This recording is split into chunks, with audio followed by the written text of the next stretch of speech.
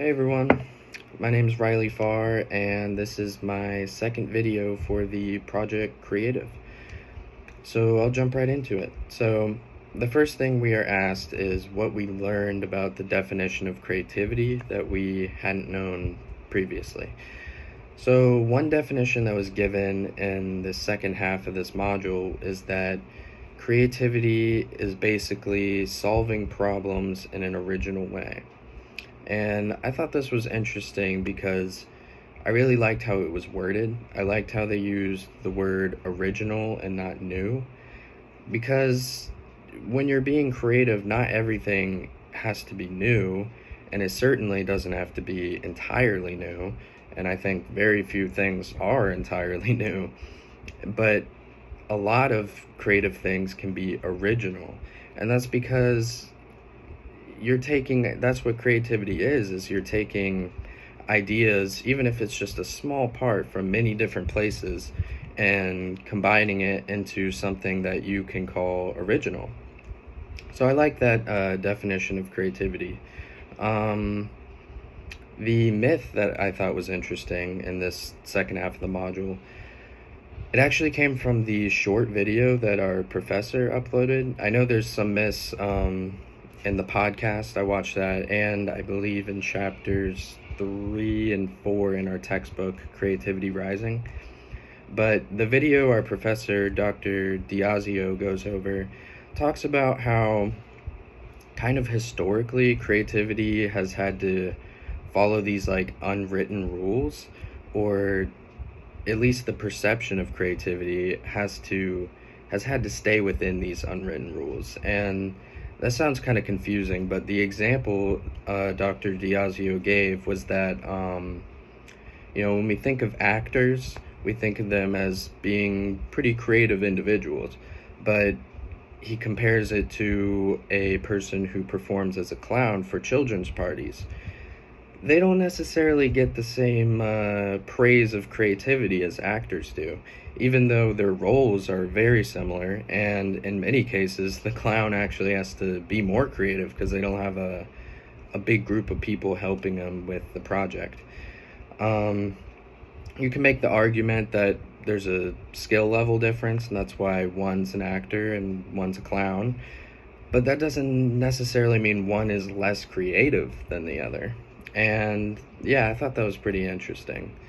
The next question was how companies can use creativity to, how companies can use creativity.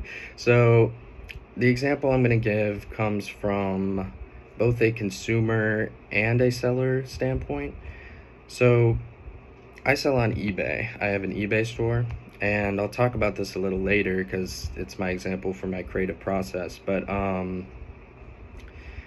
so an example of how being creative can help the company based on a consumer standpoint, because even though I sell, I'm still technically a consumer of eBay because I'm using their platform.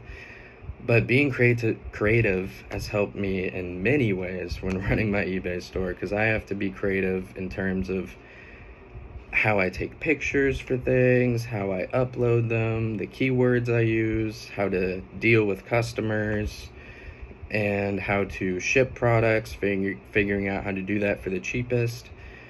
And yeah, being creative has helped me improve my business, or my eBay store rather, in many ways. But from the company standpoint, being creative can help eBay, and has helped eBay a lot by altering how their search bar works to recommend products that the consumer has already been searching.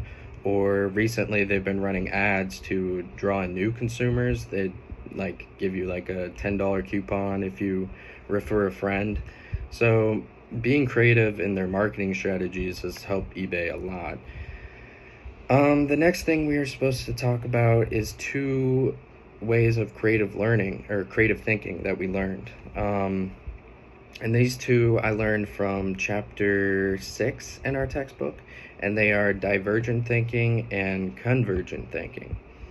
So divergent thinking, from my understanding, is sort of brainstorming. So it's coming up with new ideas and trying to come up with that creative solution to a problem that I kind of talked about earlier, while convergent thinking is sort of envisioning all of these ideas that you've come up with and then organizing them or coming up with pros and cons for each one and sort of categorizing them based on certain factors. And lastly, the creative process. So an example of how I've used the creative process, as I discussed earlier, would be my eBay store. So I've been running my store for a while and I've had a lot of fun doing it.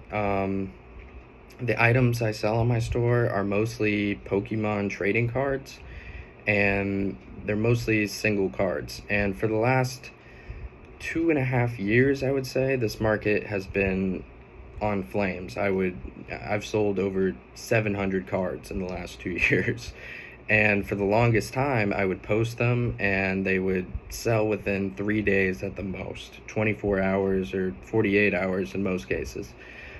And I would sell these cards for $8 per card and ship them for about $4 through first class mail. So, a decent profit margin, right? But the last 6 months, the demand for these cards has fallen like crazy. And these cards that were once $8 are now cut in half. They're going for about $4. So obviously I can't ship things for $4. If it's worth $4 plus the fees and everything, I'll be losing money for sure. But so this is where the creative process comes in. So I sat down one day and I was thinking, or trying to come up with solutions for how I can still ship these cards but meet the things I still want my consumers to have, So one thing that was important to me was keeping the tracking on these cards and items, and that's both for a consumer standpoint and a seller standpoint. I want to see the tracking because I sell tons of cards and it can be a lot of information to process and keep up with. And from a consumer standpoint, you definitely want to have tracking. You want to know where your item is, or not have it just lost in the USPS abyss. So I came up with a way to ship these cards for under $1 and keep the tracking. So that was a good moment for me, because that was a hard problem to solve. And that would be the example of how I've used the creative process in my own life. And yeah, like I said, I've had a lot of fun running the store, and I know there's going to be future problems that will require me to use the creative process as well. So that is my submission for the second video, and thank you guys for watching. Have a great day.